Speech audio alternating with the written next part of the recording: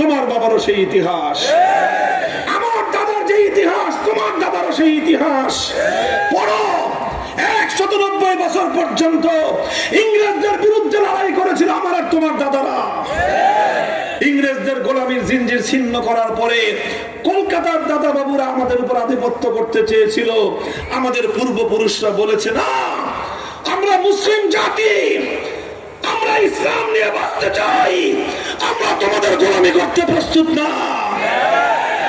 আমরা দিল্লির গোলামি করব না, আমরা ইসলাম মুসলিম জাতিসত্তার পরিচয় নিয়ে বাঁচতে চাই।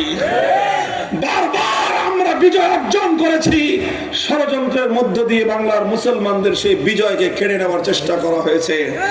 সর্বশেষ এসেছে 2024-এর এই বিপ্লব। এই বিপ্লবে জুলাই সনদ প্রণীত হয়েছে। এই জুলাই সনদের মধ্যে 47-এর দেশ বিভক্তির কথা বলা হয়েছে।